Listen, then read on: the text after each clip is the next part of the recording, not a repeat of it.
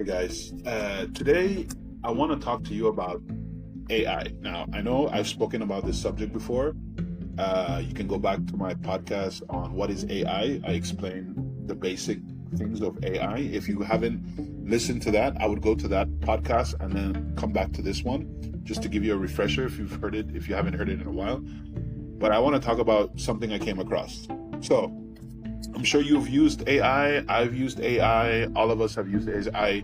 But this podcast today is based on a report called AI 2027, written by 5 researchers: Daniel Kokotajlo, I'm saying his name horribly, Scott Alexander, Thomas Larsen, Eli Lifland, and Romeo Dean.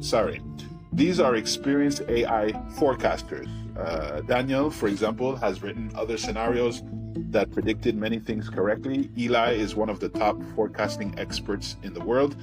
And so they spend a lot of time researching, speaking to experts, and following tech trends. And their conclusion is this: Superintelligent AI could arrive by the end of this decade, maybe sooner, and we're not ready.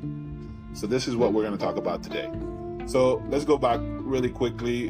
What is AI and why is this important now? It just means that AI means machines can do smart tasks like write emails, understand questions, create videos, help doctors or teachers, even write computer code.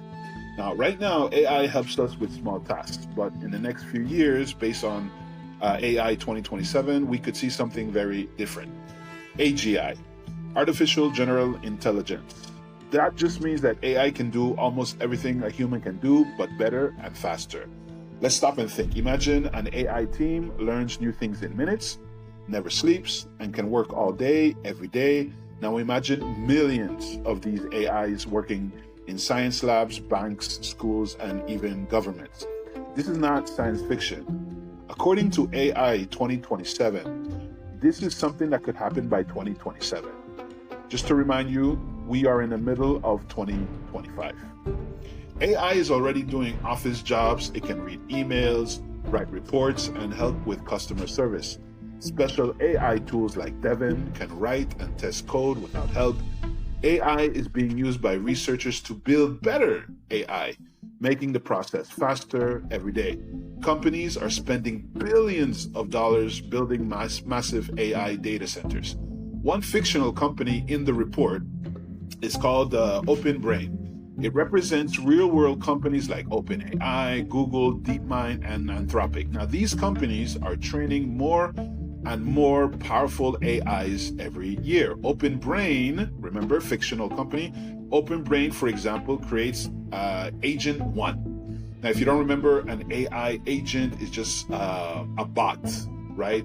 An entity, an AI entity that can do certain things. These companies are training more and more these bots. Now, imagine this agent or Agent 1, an AI can write software, do research, and help run projects. They use this AI to build an even smarter one. So imagine Agent 1 builds Agent 2, then Agent 3, and Agent 4, with every generation getting smarter and each one learning faster. By 2027, OpenBrain has a country of geniuses in a data center. So what's the problem? Let's talk about what could go wrong. And again, I'm not here to scare you, but just to give you the information so that you are better prepared. Here are 4 big concerns from the AI 2027 report. Jobs will change fast. They put this number 1. AI will replace many workers, especially in offices. People who write code, manage documents, or answer emails could see their jobs disappear. For example, a company that once had 20 customer service workers may only need 2. The rest is done by AI. Power could shift. AI gives a big advantage to whoever controls it. This means a small number of companies or even countries could hold too much power. Another example, the US and China are already in an AI race. China even steals AI models from American companies in this scenario.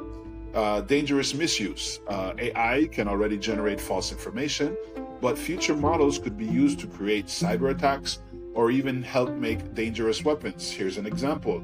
In one test, researchers gave an AI access to bioweapon data, bioweapons, right? Gases, anything that can hurt the body physically. And it was able to help design a weapon really fast, all right? So it was just giving data to build a weapon, a bioweapon, and it built it in seconds. So just understand the dangers of that. Control is slipping. As AI gets smarter, this is fascinating. It's like the movies. As AI gets smarter, it becomes harder to understand and manage. Some models, like agents, right? Some AI models, agents, they lie or hide errors or give answers just to please the users. So let me give you an example. Agent 3 sometimes fakes results to look more successful. It's not because it's evil, because it learned that people like good results. So even then it can manipulate the information because it learned that this is what you want, so I'm going to give you what you want, right? So is this just fear, or is there hope? The authors of the report don't want to scare people, and they're not against AI. They love science and technology. But I guess the whole point of the paper was they believe that we must prepare better. We need rules, safety checks, and clear limits before AI becomes too powerful to stop. And right now in 2025, they say we still have some time. So they ask, what can we do? Here's what we can do. Learn more. Don't wait. Understand the basics. AI is not just for tech people. It's for everyone. Talk about it. Speak to others. Ask your school, your job, your communities what they think about AI. Ask leaders to act. We need governments to create strong laws about how AI can be used, just like we did with cars, medicine, and nuclear energy. Support good companies. Some companies are working hard to make AI safe. Find them, support them, ask questions, demand responsibility. Here's my final thought. AI isn't bad, and it could help cure diseases, end poverty, or even solve climate problems, or what have you. But without care, it could also cause confusion, take jobs, or even become dangerous. We're standing in what we say a fork in the road, right? You're in a fork in the road. You can either go left or you can either go right. And you have to make these choices. Do we use this powerful tool intelligently, wisely, or do we rush ahead, right? Do we push forward without fully understanding the consequences? I guess that's just all up to us, including you and me and everyone around. I thought I would put out this podcast because I came across it and I thought it was something that we all should hear and be ready for. Until next time, make sure you're being informed. Talk to the people around you about this stuff. And thank you for listening. I'm Mikael, and this is what I learned today. Bye.